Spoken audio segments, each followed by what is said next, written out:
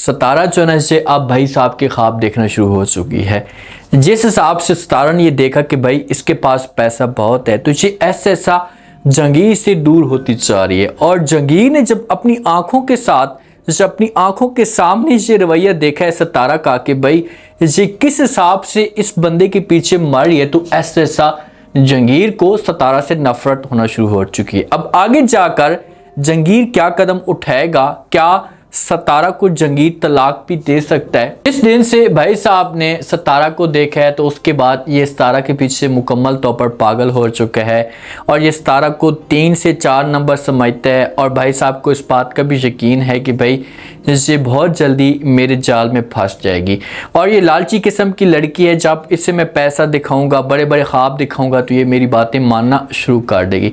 अब जैसे जैसे सतारा इसके साथ गपशप करती है, तो भाई साहब इसके लिए जो है वो गिफ्ट लेकर आता है सोने का। इसे जब दिखाता है तो सतारा देखती है, हक्की बक्की रह जाती है और कहती है कि भाई साहब ये तो वाकई सोने का है। तो आगे से भाई साहब कहते हैं कि जी बिल्कुल, जब आप मेरे साथ प्यार से बात करेंगी, आप मेरे साथ प्यार से रहेंगी, तो मैं आपके लिए सब कुछ कर सकता हूँ। ये बातें जब सतारा सुनेगी ना, तो सतारा ऐसा ऐसा खुलकर तो फिलहाल ये भाई साहब के साथ अपनी मोहब्बत का इजहार नहीं कर रही कि मैं तुम्हारे साथ झूठी मोहब्बत करती हूँ, लेकिन इसके दिल में कुछ कुछ होना शुरू हो चुका है। और जंगीर को भी इस मामले पे शक होता जा रहा है कि भाई सतारा का जो रवैया है ये मेरे साथ चेंज हो चुका है। जिस हिसाब से जंगीर ने सतारा को ख्वाब दिखाए थे और सतारा आई थी इस घर के अंदर, तो आकर सतारा ने अपनी आंखों के साथ देखा कि भाई जंगीर ने मेरे साथ झूठे दावे किए हैं। तो उस दिन के बाद जो सतारा है ना, ये इसने ठान लिया कि बस बहुत जल्दी मैं जंगीर से जान छुड़वा लूंगी अगर मुझे तीसरा कोई अच्छा मिल जाता है। ये ज़ुबैर के पास वापस तो नहीं जा सकती। अगर ज़ुबैर के पास वापस जाती है तो ज़ुबैर जो होगा ये कभी भी इसे माफ़ नहीं करेगा। जो असलम होता है, असलम आता है अमर जी के पास, ज़ुबैर वालों के पास, इनके साथ इस टॉपिक पे आकर डिस्कस भी करते हैं। इन्हें कहते हैं कि भाई शॉप अगर चलानी है, आप लोग चाहते हैं कि ये बिज़नेस अच्छे तरीके से चले, जैसे ज़ुबैर भी पहले चलाते थे, तो आप लोगों को पैसे देने होंगे, हमें इसके अंदर अच्छी इन्वेस्टमेंट करनी होगी। असलम की सोच तो कुछ और है, उसके दिमाग के अंदर तो कुछ और चाह रहा होता है कि भाई जब मुझे पैसा मिलेगा तो पैसे को मैं हड़प करूँगा। तो अमर जी जब ये बात सुनती है तो ये फ़ौरन असलम को जवाब देती है और कहती कि देखिए कि दांत से खींच कर आप लोगों को मैं पैसे दे रही हूँ, फिर भी निज़ाम नहीं चल रहा, समझ तक नहीं आ रही कि ये पैसा कहाँ जा रहा है।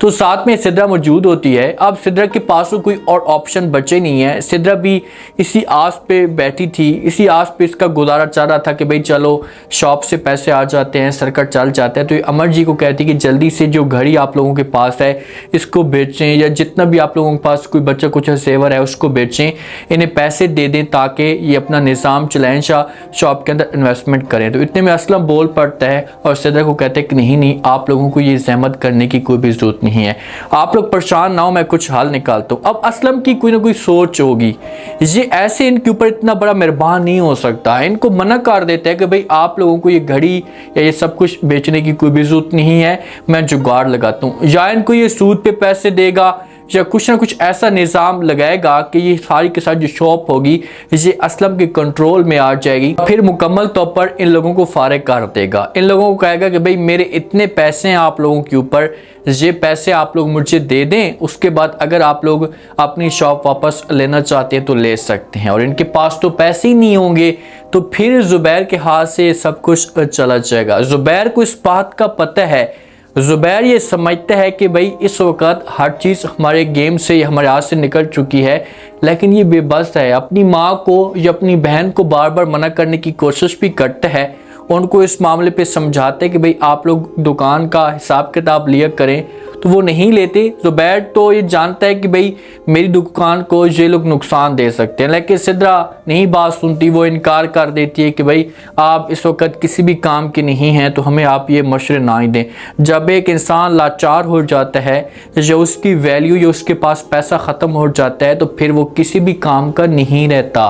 ये हकीकत में भी ऐसा होता है। आप देख लें, आपके पास से आसपास अपने कुछ न कुछ होंगे जो आपको ऐसा समझते होंगे अगर आपके पास पैसे नहीं हैं। तो ज़ुबैर जाते अपने भांजे को साथ लेकर ये जीनत वालों के घर में कि भाई चलो जीनत वालों के साथ मुलाकात करेंगे, उनके साथ जाकर बात करेंगे, माफ़ी मांगेंगे। अपनी बच्चियों को ये मिलना चाहता था, लेकिन जैसे ही वहाँ पर जाते हैं तो आगे से जो इनको चौकीदार या कोई भी मोहल्ले वाले बता देते हैं कि वो यहाँ पर मौजूद ही नहीं है। तो भांजा आता है ज़ुबैर के साथ, आकर बात भी करते और कहता है कि भाई मैंने पता किया है, लेकिन उन्होंने बताया कि ये घर कब से खाली हो चुका है और कब से ये घर छोड़कर जा चुके हैं। ये बात जब ज़ुबैर सुनता है तो ज़ुबैर को बड़ा दुख लगता है कि भाई इन्होंने घर नहीं छोड़कर जाना चाहिए था, मेरे पास अच्छा मौका था, मैं इनके साथ बात करता। अब भांजे को इससे बोलेगा कि भाई चाहे जो कुछ भी हो जाए, आपने जितना भी पता करना है कर लें, कोशिश करें, हमें जो हसूत में जीनत के साथ मिलना है, अपनी बच्चियों के साथ मैंने मुलाकात करनी है। जीनत जो होती है इसे जाती है अपने वालिद के पास जाकर काफ़ी टाइम के बाद मुलाकात करती है। हो सकता है कि इसे अपने वालिद को भी अपने साथ रखे, तो अपने वालिद का शुक्रिया अदा करती है कि भाई आप थे जो मुश्किल वक्त में काम आए। इनका जो वालिद था वो तो छोड़ चुका था मुश्किल वक्त में, तो वालिद कहता है कि वो एक बेबस था या कितना बदनसीब इंसान था कि उसे इतनी प्यारी बीवी मिली थी, इतनी प्यारी फैमिली मिली थी, लेकिन उसने कदर तक नहीं की। ये तो सच है कि भाई ज़ुबैर को अगर उस वक़्त कदर आ जाती तो कभी भी जो है वो ये जीनत को ऐसे घर से ना निकालता, क्योंकि जीनत जितनी अच्छी है ज़ुबैर के साथ या ज़ुबैर के ख़ानदान के साथ जितनी अच्छी थी, इनकी केयर करती थी, तो कभी भी कोई भी औरत इस तरह की केयर नहीं कर सकती। लेकिन ज़ुबैर को एहसास नहीं हुआ, अब जाकर एहसास हो चुका है। ये बंदा पछता है, लेकिन गेम अब इतनी हाथ से निकल चुकी है कि कुछ भी इतनी आसानी के साथ नहीं हो सकता। अब देखते हैं कि ज़ुबैर अगर जाते और जाकर माफ़ी मांगते हैं तो क्या जीनत जो होगी इसे माफ़ कर देगी। अब सतारा की हरकतें देखें, हैरानगी होती है सतारा की सोच पे कि यार ये किस किस्म की औरत है, इसे कैसा रोल दिया गया है कि जब से इसने भाई साहब को देखा है तो ये भाई साहब के ख्वाब देखना शुरू हो चुकी है। अपने हस्बैंड के सामने भाई साहब निवाला काटता है और ये सतारा के मुंह में देता है और प्यार से ये खाती है, मुस्कुराती भी है। जब जंगीर ये सब कुछ देखता है तो जंगीर बड़ा हैरान हो जाता है कि यार सतारा को चेक तो करो, इसकी सोच तो देखो कि इस औरत को ज़रा भी एहसास नहीं है, इसका हस्बैंड इसके सामने बैठा हुआ है, ये सब कुछ देख रहा है और ये फिर आराम के साथ खाती। अब सतारा को इस बात का पता है कि भाई जंगीर के पास तो कुछ भी नहीं है, फूटी कोड़ी तक ये बंदा मुझे नहीं दे सकता। तो अगर जंगीर गुस्सा करेगा सतारा के ऊपर, सतारा को बोलेगा कि भाई अगर आपने दोबारा भाई साहब के साथ मुलाकात की या उसके साथ बात करने की कोशिश की तो आपके लिए अच्छा नहीं होगा। लेकिन सतारा इनकार कर देगी और ये बोलेगी जंगीर को कि भाई आपने जो कुछ भी कहना है कहें, लेकिन मैं आपकी बात नहीं मानूंगी, क्योंकि आपने मेरे साथ धोखा किया, मुझे झूठ बोला, तो मैं आपकी बातों के ऊपर कभी अमल नहीं कर सकती। लेकिन भाई साहब और जंगीर वालों के बीच में लड़ाई ज़रूर शुरू होगी और ये सतारा की वजह से होगी, क्योंकि सतारा